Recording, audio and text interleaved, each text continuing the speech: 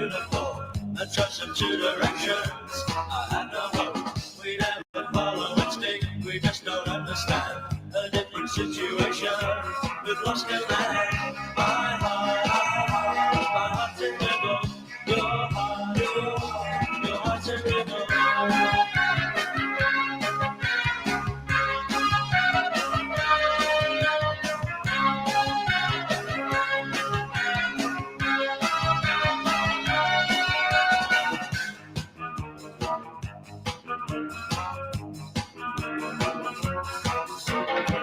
You always share affection with everybody else. I think that you should learn to love yourself. The man that you love most, the man that brought you here, he's always in your memory, he's always here.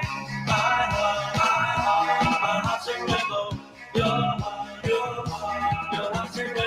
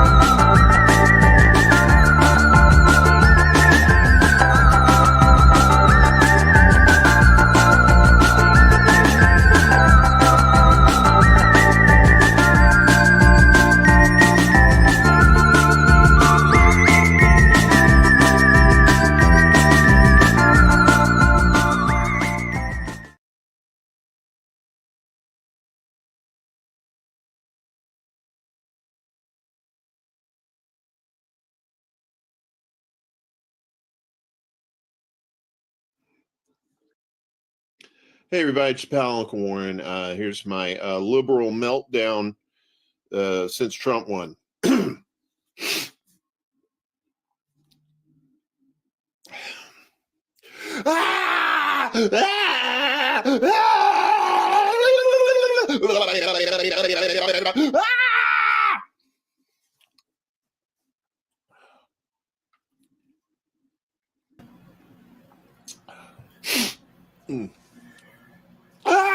Why, God, why have you forsaken us? No one is safe. The world is shit. Trump's gonna kill us all with monkeypox. Folks, voting ain't gonna do shit for you, okay? You can't vote your way out of anything these days. Get in the streets. Shut it down. Change the system. Change it to where it benefits the people and not corporations and not these elitist fuckheads that are running shit. It doesn't matter if Trump won or if Harris won or Jesus Christ won or if Satan won or if Marvin the Martian won or any of your favorite game show people won. None of that shit matters, okay? None of that shit matters. Get out in the fucking streets. Get out in the fucking streets. General strike or you're not serious. General strike or you're not serious. Point. Hey everybody, it's your pal Uncle Warren. Here's my... Okay, that goes on kind of a repeat loop, like the YouTube shorts and the TikTok shorts and all of that. But you get the point. That's our friend Warren Extrabula. And pretty much when he said that last year, I 100% agree with it. I 96% agree with it now because maybe it is kind of justified to go over Trump because he is like a little worse than he was the first time round. But having that said, it really didn't matter whether Trump won or Kamala Harris won or whatever, because we're talking about the two-party monster, the Democrats and the Republicans. They both fucking suck. And the genocide would have continued under Kamala Harris and it's obviously continuing under Trump. Project 2025. Tim Black said it last year that Project 2025, they would have just tailor-made it for the Democrats, and the Democrats would have just kind of found a way to push their version of it in there. I mean, we don't ever see the Democrats actually giving something to people. They try to mean test everything to death. So, when the Republicans tell you that Democrats are there to give you free stuff, I mean, we know different, Democrats are not there to be nice to people either. I mean, maybe they're a little more polite to you. They don't, maybe they don't necessarily, maybe when they're fucking you over with empathy, but you're still being fucked over just the same. But the point is that, neither party's going to save you. We're only going to save ourselves by, doing things together. Now, this is not really a well scripted show today, but it is Labor Day, and I do want to wish you all a very happy Labor Day.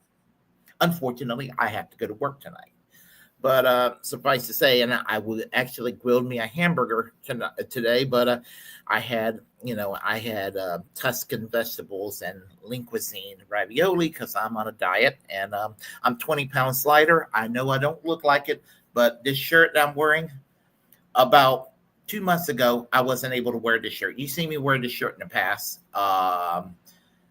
It was snug when I was wearing this shirt. It's kind of loose now. So I'm a little bit thinner today, and I'm trying to be thinner. I don't know if I go to the doctor's office tomorrow at 10 or Wednesday at 10. I got in my wallet the card, but suffice to say, I got to put a shot in my belly every Tuesday, and if that's what it's going to take to jumpstart my weight loss, which started when they closed down the gyms during COVID. Around the time I started live streaming, believe it or not, I was skinny at one time, but I don't want to talk about just me. But anyway, I don't know how I meandered into this. Let me get back to what I was trying to say. We have to pull together, and the Democrats are not going to, we know the Republicans are not going to save us. And we know that the Democrats may talk a game every once in a while, but they're not going to save us either. Kyle Kulinski, bless his heart, tries to go and convince us that everything has changed. But, and he talks a good talk and talks a good game. But I was listening to Generational Change a few days ago, and Peter said himself that that he was going through a slump, and that little independent streak of his was caused to change in his content, which is why he's Democratic Party adjacent, like a lot of the other online bigwigs these days. And what was initially their independence ended up being morphed into the two-party system. Now, and that's the trap right there. Because when I was partisan in my previous third party, and I'm a Green Party member, but I'm not necessarily partisan about it. I still consider myself an independent socialist today, but the previous organization I was tremendously partisan for, and I'm on good terms with them today. I had one person telling me, and I think he was right, and I questioned him at the time, telling me that when you go and work so freely within the Democrats, even on a part-time basis, it'll eventually lead you back into the seductive trap of the Democratic Party. Now, I'm not trying to say that I'm not trying to say you as an individual going to the voting booth and you're not necessarily actively supporting and financially donating and canvassing. I'm talking about, it's election day, you vote every 2 years, and you're studying your candidates and which one is going to be more labor friendly, which one's going to be more civil liberties friendly, federal office, which one's going to be more anti-war. You got to kind of weigh all your equations and everything. If it's a nonpartisan race and you know that they're affiliated with both parties, you got to go and do your homework and see where they stand on various issues and which issues they're going to be the best on for our agenda, and especially if there's not another option available. I can understand that. I won't participate in the duopoly, but I will not fault you if you, under those circumstances, would tactically, if that makes any sense. But and again, I'm not here to tell people how to. You got to do what you got to do. DSA, if that's what they want to do, and if it happens to work their way, more power to them. But and I've been a DSA member in the past, and I just don't see how DSA and the Communist Party too, and all of them, all adjacent to the Democratic Party, how they can live with themselves, voting for candidates that have made peace with with people who were the toast of Rush Limbaugh 20 years ago. And I've said it recently. They rehabilitated Ronald Reagan. They have rehabilitated George W. Bush. And there will be a time, even after his possible passing, way his health is declining. Trump, they will rehabilitate Trump when that day happens, if a Nick Fuentes become president. Don't write it off, as scary as that sounds. They will be like, man, at least Donald Trump wasn't as extreme as Nick Fuentes. Mark my words, even if Trump is living, you will see AOC being like, yeah, we were so harsh on Donald Trump, but Nick Fuentes is now president. We have to unite people. This is what's going to happen 20 years down the road. Seeing the writing on the wall. And we have seen labor decline. Well, since Reagan. I mean, that's what kills me about the Democrats, because they have rehabilitated the man that dismantled the New Deal consensus in this country. And that's basically, I'm sorry, I dropped my pills over here. That's why we need to reject the two-party system. If the Democrats were to go back to their New Deal roots within reason, if what Bernie was trying to achieve, and again, I'm going to give you my take on Bernie. While I'm frustrated with Bernie, and there are days I am tempted to tell him to fuck off, And I'm very close at times. I don't hate Bernie, but I just don't think we can rely on Bernie anymore. I appreciate the fact that he radicalized us. We have to give him that. I mean, independent space, our friend Warren here, and all our other friends on the independent media. I mean, we're all here because of Bernie. We owe that to Bernie. That we owe to Bernie. We're here because of Bernie. I know I am here because of Bernie. But we have to go and take it from there. And we took his ideas, and we're more radicalized than him.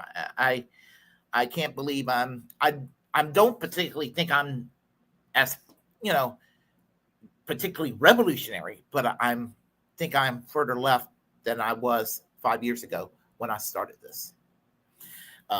And I don't say this like I'm swinging my dick around like, hey, I am badass left. No.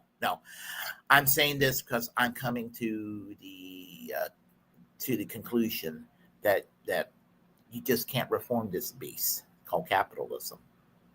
Now, I don't mean to nationalize every industry, including or every entity in this economy, but you have to move beyond the confines of a regulated capitalism.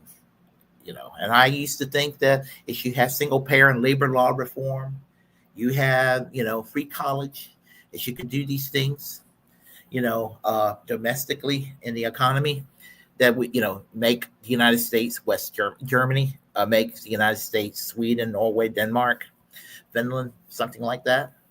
Well, hell, even as tattered, in spite of the damage Margaret Thatcher's done, and despite of Margaret Thatcher fucking Britain, they still have a national health service. As sketchy as it is these days. We're not even at that point. So, I'm saying we need to go radical. I mean, we need to take the commanding heights of our economy, and there needs to be serious accountability and social ownership. But I'm willing to take it step by step. A labor law reform, a universal health care, a minimum wage increase. Anything.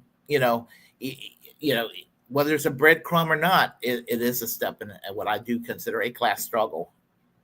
And the fact that we don't have a bigger class struggle in this country is a tragedy in itself. And we're divided with culture wars. But I do this part. I am preaching to the choir here, but I talk to people. I'm a little bit better than I used to be, because I used to be, I am a political nerd. I am. But I know how to talk to people in ways that's a little more persuasive.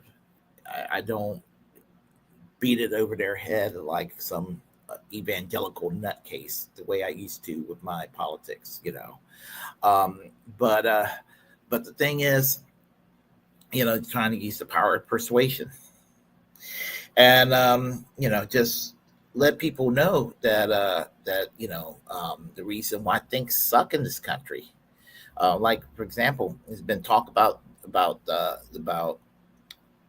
Cracker Barrel, and it's wokeness, a wokeness that doesn't even exist. People calling it gay race communism. That's what I've heard about the transition of Cracker Barrel, and cultural Marxists taking over corporations. I've been hearing this for the last several years. And I'm like, if that's the fucking case, where's people's living wage? Where's the living wage? Where's their healthcare benefits? Where's their union representation? Where is it? And all the Ben Shapiro's, who are supposedly the free speech warriors on the right, where's their sense of free speech when it comes to union organizing? Because they sure as hell don't believe in it, that people have a right to organize and talk freely about unions in the workplace. And it's one of the most important struggles today.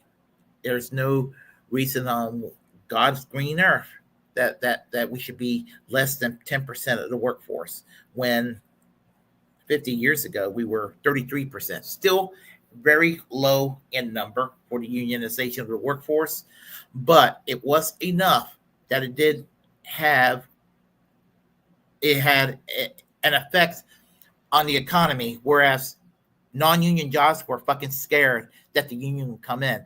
So they were like, oh, well, we want to prevent the union from coming in, so we better go and get our act together, provide some kind of a living wage. Now, the company I worked at, the previous company I worked at was union. It was UFCW Local 204. I missed that, by the way. Where I work at currently, we're non-union. Now I had to do a survey about 2 weeks ago, and a coworker and myself were about ready to do a survey, and our assistant manager, good guy, talking, and so he was talking, and he's saying, explain to the coworker why we do these surveys here, to see what we need and what we don't need and all of that, because that way when it goes to human resources, they take into account workers feel into this sort of thing, and it's a way to try to prevent a union from coming in. Now, he wasn't saying that like fuck unions, but that he was explaining that's why that was the reason why they were doing the surveys. Now, I had to go and kind of do a little self-censoring because within reason, because I'm not going to go and get myself fired.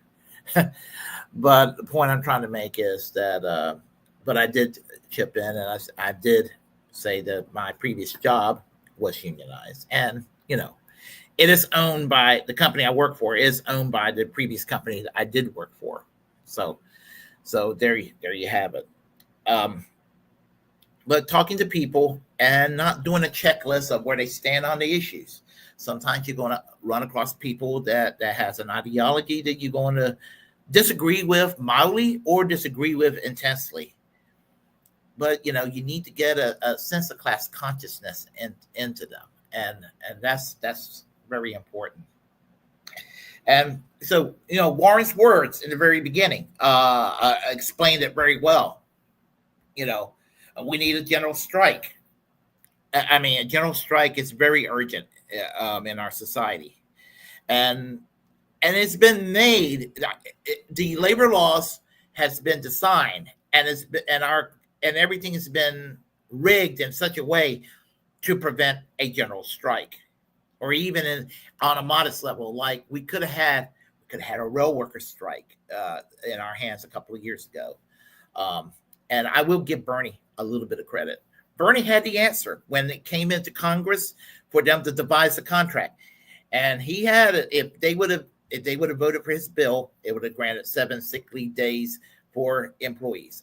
I will die on that hill and defend Bernie on that. But I will say fuck AOC when it was presented into the House and she voted against it, basically busting a rail strike. What socialist bust a rail strike? What self-respecting socialist bust a rail strike? So my initial critical support for AOC by the fall of 2022 came to an abrupt end. It started, my problem with AOC started when she and the squad rejected forced to vote. I mean, you're in Congress. You had a position where the Democrats had a 7-seat majority in 2020 when they won that election. There was a 7-seat majority. You had it in you, the squad. Not only do you have the squad, you have some people who weren't squad members but were adjacent. Your Rokanas,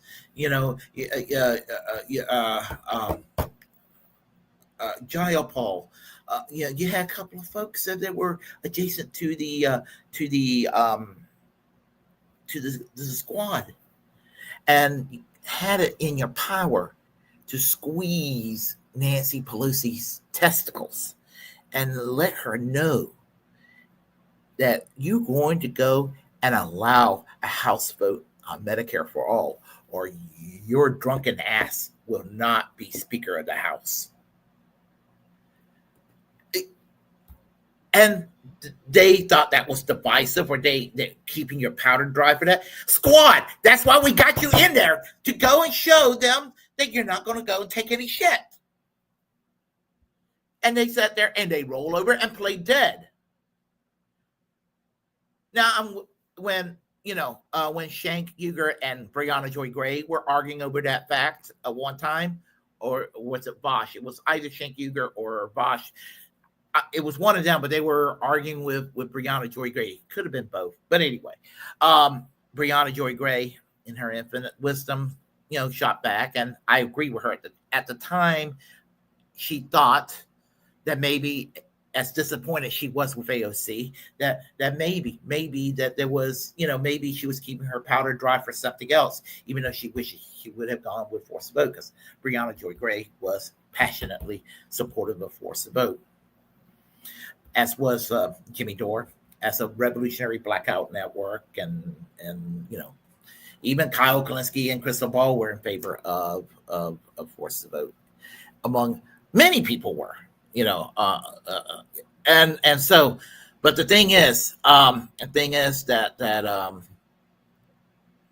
you had an opportunity there, and even if you wouldn't have gotten forced to vote, you might have gotten a public option.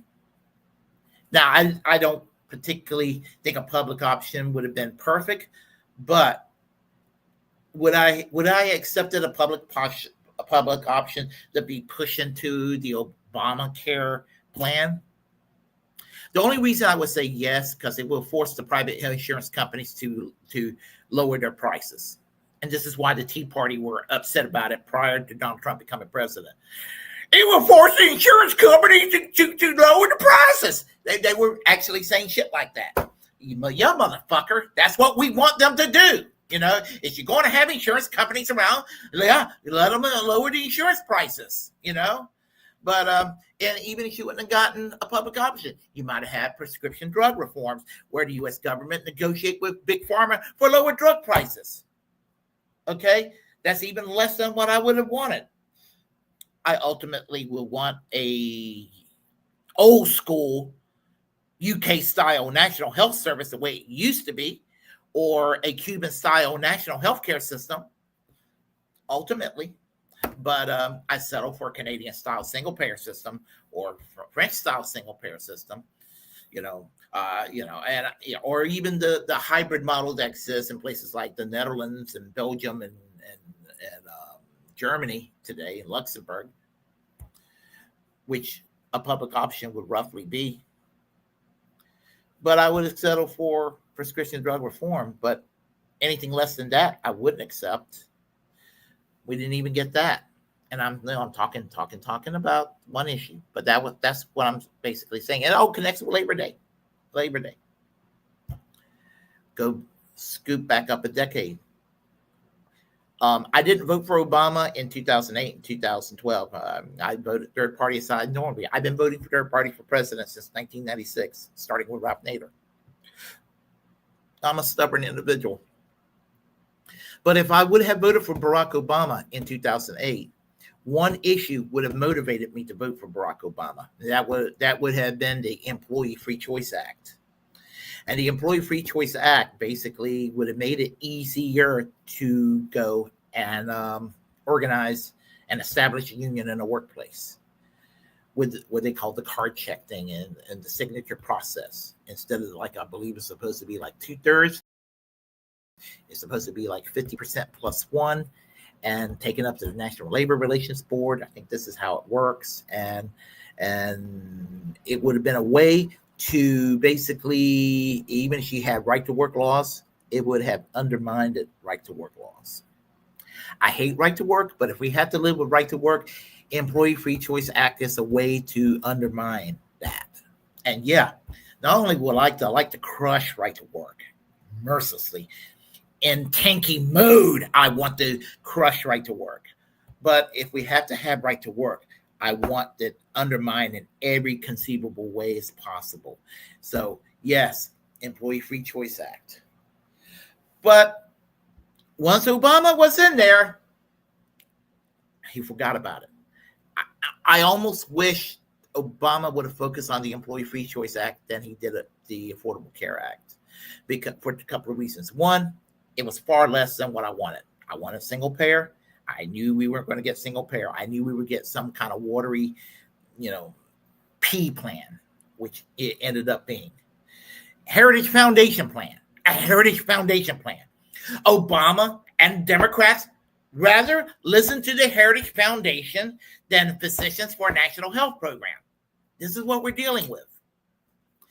Senator Max Baucus, Democrat of Montana, basically said, we're not doing single payer. But when you hear the Republicans, they act like he's the biggest socialist on the planet.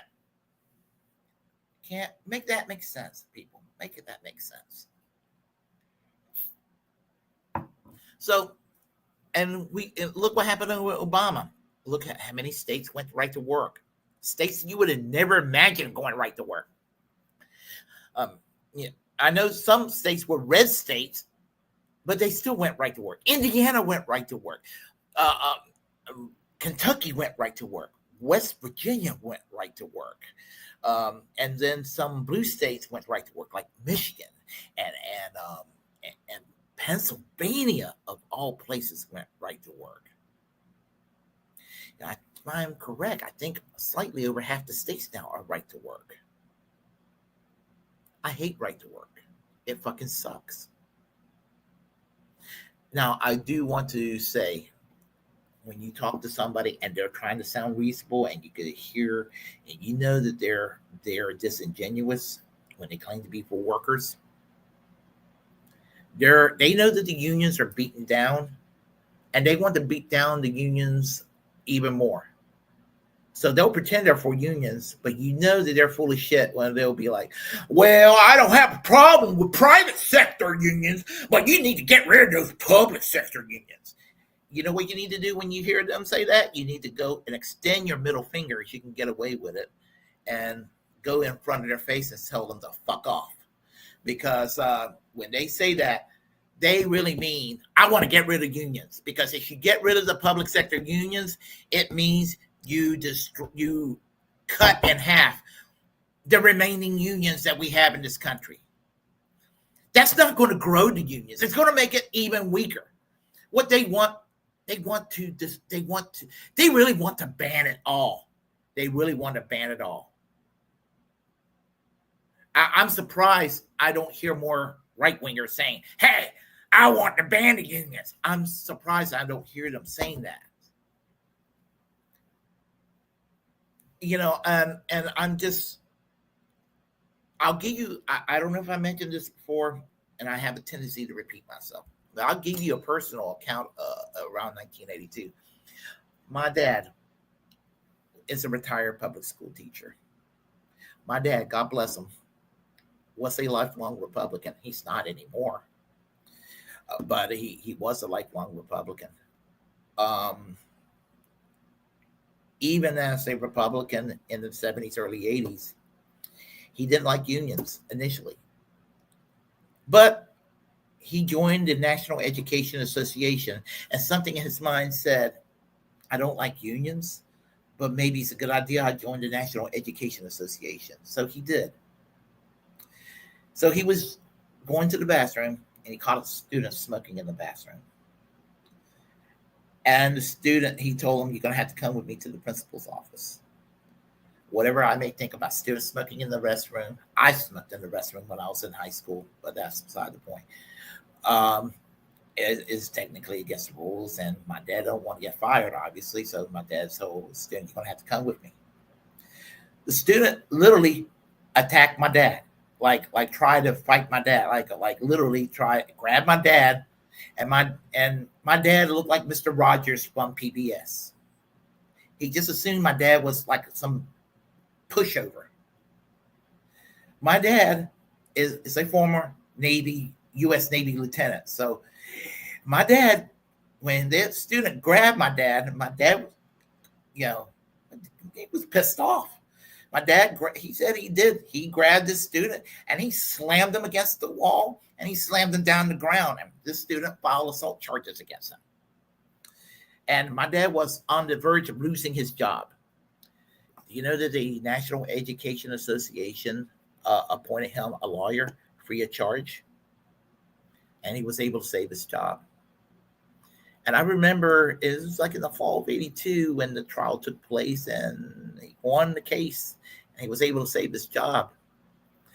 And thankfully, the administration at the Rutherford County public school system did back him too. I mean, but they were for his people were trying to call for his termination. We were at dinner, and he told my mom and myself that I used to hate unions, but because we're still paying for the house, still got a lot of shit, still trying to provide for his family. And he said that I had changed my position on unions. Now, he remained a Republican. He even voted for Trump in 2016, but he voted for Biden in 20. I was like, Dad, you could have voted for Howie Hawkins or the Green Party, or voted for some other left-wing third party.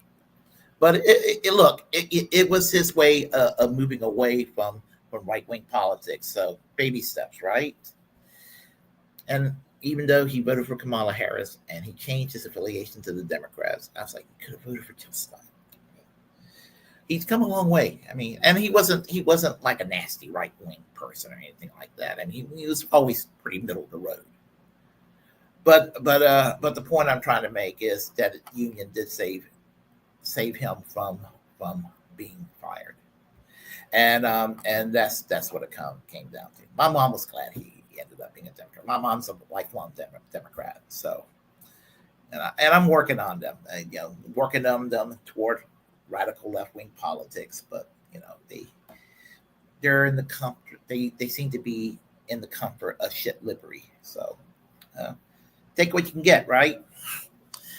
So anyway, what to do. And I would say basically, do what you can, spread the word, talk to people. You may not agree with people, and you got people who are hostile and too far gone, just leave it at that. But we need to, and I hear talk about mutual aid, and there's value in that, building alternative institutions and things of that nature. And the workers strike back. The work of Kshama Sawant's very important. And I'm not even right now. I'm going to sound like Ron Flacone, and he said it best with this anti-oligarchy toward Bernie Sanders and AOC. Other than going back to the Democrats, which I totally write off, there is some value in radicalizing workers to create a stronger labor movement. And I'm not going to write that off, but I would say just short of going back into the Democratic Party. But, you're using that if you want to sit there and talk about single payer and labor law reform and taking the New Deal essence and shifting it further left. You want to call it socialism. You want to call it social democracy. You want to call it whatever you want to call it. Call it anything you want.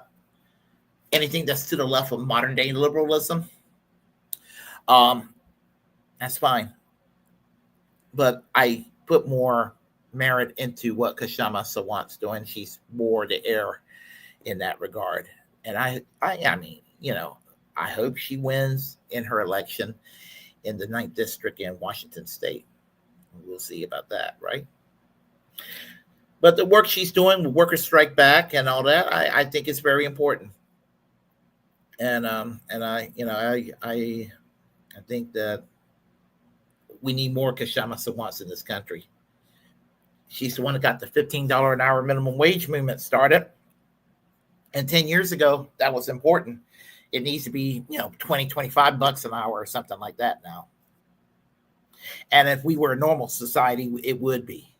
But unfortunately, we're not normal. We're anything but in this country.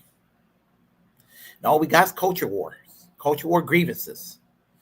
And Trump wants to go and make you forget about your economic woes by vilifying brown people with these ICE raids. Well, a little bit of comfort. Alligator Alcatraz is shut down. take a little bit of comfort in that, you know. But we have to build coalitions. Sometimes we're not all going to agree on everything, but we need to go and work for a general strike. And you know, just like they did in France a couple of years ago, you know. And I admire the people of France for the general strikes that they have over the years, and we need that. We need more of that. And strikes are much more successful across the pond than they are over here. But they have beaten us down to such a level. We need to double down and rebuild our labor movement. We cannot allow the labor movement to decline. It just can't. I retire in 2031, more than likely. And how am I going to spend my free time? All that free time I'm going to keep active. I'm going to work in the labor movement, live streaming and working in the labor movement, whatever way I can. Anyway, as I said, I just kind of wanted to casually talk with y'all today, get this out of my mind, doing a Labor Day theme. I wish I could have had a hamburger today, but trying to watch my figure for the doctor's office visit. Maybe I'll go and gorge on a burger after the doctor's visit because I've done well. So let's go ahead and okay. Sawant and Christmas should get with worker strike back to the Green Party. I won't disagree. 5.5 years, less than 5.5 years, Miguel, less than 5.5 years, 2031. March 6th, 2031. March 5th, 2031, I turned 62. My friend openly hates liberals, so that's a start. I had a discussion with a friend of mine about the term liberalism. If you call me a liberal today in the year 2025, I will tell people fuck off. If you say I'm a liberal in the 1960s, 70s sense of the term, I might be okay with that term. I remember Tommy Nation from Tommy Nation Politics being on Extra Bull, I think about 2 years ago or something like that. It was a guest. And he says he'd be just grateful for some liberals. Hell with those shit libs, but let's just have old-fashioned liberals, people who actually did good things, Chuck's Intergalactic UFO said, what is this word retire? And it's a sad state of affairs that that's what's happened in our society today. It's a sad state of affairs that a lot of people are going to work till they die. And some people think it's okay. If I had it my way, I wouldn't even go with 62 as the retirement age. I would lower it down to 55.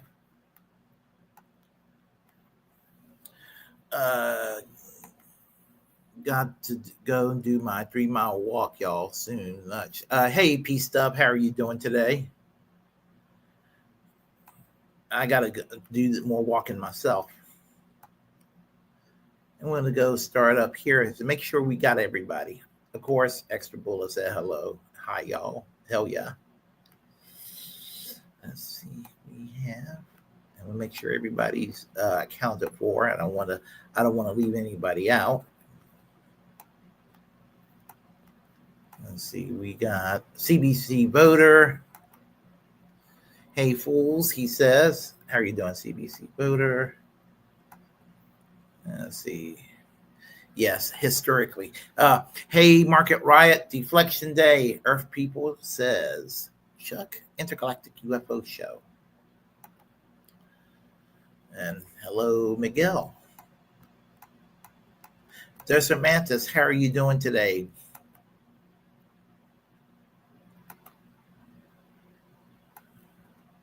And we have here, make sure, Kamishwari Kate, how are you doing today? Hey there.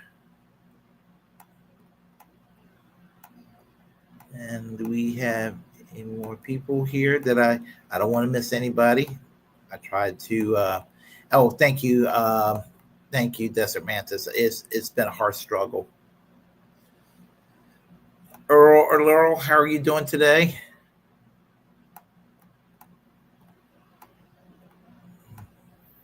And we are about ready to sum things up. And as I said, I don't want to miss out on anyone.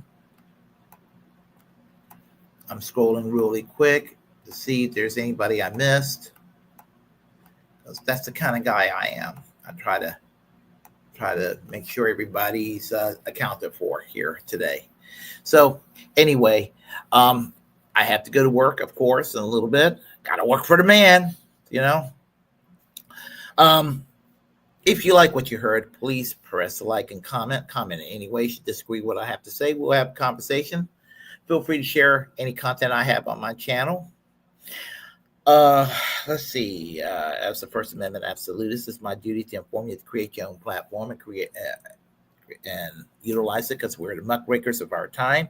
That includes you all. You know, yeah, it's a great way just to get shit off your chest. You know. Remember to reject corporate media. They have nothing to offer us.